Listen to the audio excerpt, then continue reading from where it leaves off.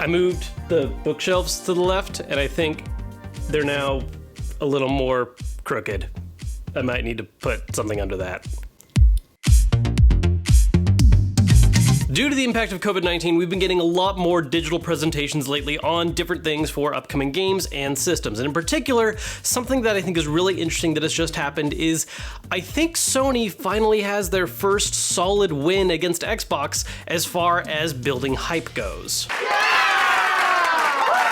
Real quick, just to clarify, when I say that they've made their first solid blow against Xbox, I'm not trying to say that, PlayStation has just been messing up a ton and Xbox has all the hype and no one's gonna buy a PS5. Obviously, that's not the situation. There are a lot of people who are fans of whichever system, no matter what, and are going to pick up a PS5 because they love PS4. That's just the way it is. But when you look in terms of what each company has been announcing and showing off so far, I have made it no secret that I think Microsoft has been doing the stronger job. Both in that they've actually shown the system a lot sooner and people just have a lot more knowledge about it in general, but also just in terms of how they've approached it and the kind of presentations they've done, they've just been talking about next gen actively a lot more than Sony has, who has overall been pretty tight-lipped. I mean, really the only big thing that we know from a consumer standpoint is what the controller looks like and some of its new functions. But that has been flipped on its head a little bit thanks to a pair of pretty recent presentations, which is inside Xbox's reveal of some Xbox Series X gameplay and the reveal of Unreal Engine 5. Now, this is something we've talked about a little bit as far as Inside Xbox goes. There was a bit of a mixed reception from people as far as what Microsoft showed for the system. A lot of people were expecting, really expansive gameplay, and we didn't get that. But on top of that, when you look at the individual games that were shown off, a lot of them weren't particularly super impressive. Now, part of the reason for that is because a lot of the games that were talked about are smaller studios that are working on their own games. It's not necessarily the big AAA titles that Microsoft is pushing, but also it's because a lot of these games are honestly just realistic titles coming out in the near future. Really, out of all the games they showed, the only one that really looked to be pushing the limits of what I think people were expecting to see for next-gen system was Bright Memory Infinite, which was the very first game they showed on Inside Xbox, which I think was a very intentional tactical move. But when it comes to just talking about what the Series X is capable of and the kind of power that we're hoping to see in next-gen, that currently stands, I think, as the best example Xbox has shown off so far. So where does PlayStation come up in all this? Well, after the Inside Xbox where they showed off all those different games, we started getting some announcements for Summer of Games, which is the whole event being ran by IGN and Jeff Keighley. And the second presentation that they did early in one morning was the unveiling of a tech demo for Unreal Engine 5, which looked absolutely gorgeous. I mean, just some beautiful looking gameplay that I think is much more representative of what a lot of people were really thinking in their heads when they were thinking, what does next-gen gaming look like? Of course, Unreal Engine 5 is not something that is exclusive to PlayStation. This is obviously going to play a hand in games on Xbox, PlayStation, PC, everything. But the important thing is that during this presentation, they made it very clear and went out of their way to emphasize that the tech demo we were seeing was being played on a PS5. All running on a PlayStation 5.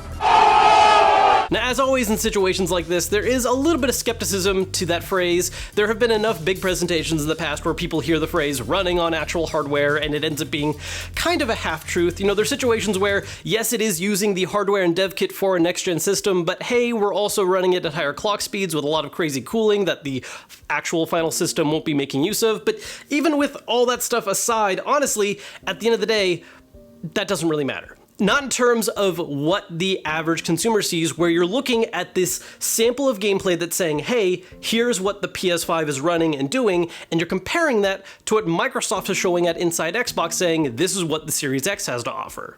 Now, when you take a step back from this comparison, obviously there are some aspects of it that is a slightly unfair comparison. The Unreal Engine 5 is a tech demo for technology that's not going to be widely available until next year, which means that we're not going to be seeing any games really based on and making use of that for at least 3 years, if not 4. So the kind of games that are going to have that intense form of graphics that we saw in the tech demo aren't something you're going to necessarily see happen in titles coming out as soon as next year. And that's really what ends up happening with this direct comparison. Inside Xbox was showing off a lot of things that are going to be actually realistically happening within the next year, whereas the Unreal Engine 5 tech demo was giving us a taste of what next gen is eventually going to look like. And this is something that happens really with a lot of the major console cycles. When the system first comes out, the games will oftentimes look better than the previous system, but not by quite the margin a lot of people would hope for. There's maybe a AAA title that really does showcase what it can do, but at the end of the day, the games that come out at launch for a system pale in comparison to the kind of stuff that comes out 2 or 3 years later, especially stuff that comes out at the end of the life cycle. I think a really good example of this is you look at the PS4. When the system first came out, one of the big launch titles to really showcase what the system was capable of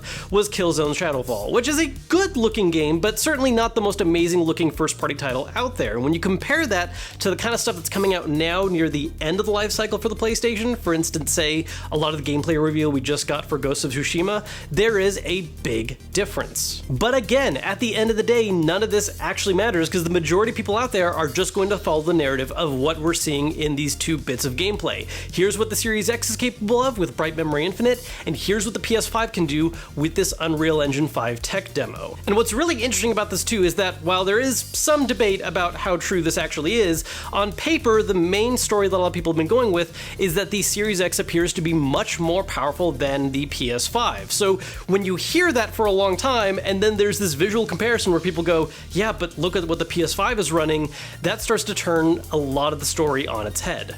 The most important thing about this whole situation to me is I think this is a big starting point for PlayStation to start building a lot more hype for their system in comparison to Xbox. Again, like I said at the start of the video, there are plenty of people out there that have already picked which system they're going to play purely out of brand loyalty, but there are plenty of people out there that are willing to change if they see the right kind of announcements and features, and there are even people out there that maybe haven't bought a home console in quite some time and looking to buy their first new one with this next generation. And those are the people where these kind of changes might really shift which one they buy. And of course, there is a lot of time left for this narrative to change further. Microsoft, for instance, has another showcase coming up in July where they'll be focusing on Microsoft Game Studio titles, which presumably will be bigger budget stuff. They'll be showcasing a lot more of the power the Series X is capable of. And like we've said many times, the PS5 is still mostly one giant question mark. So there's a lot PlayStation could still reveal or talk about that could really heavily change the way people are perceiving this current battle between the two. That's at least my 2 cents on the whole thing. Let me know down below in the comments what you guys are thinking right now. Did any of this new information change your mind? Which system are you currently planning on buying?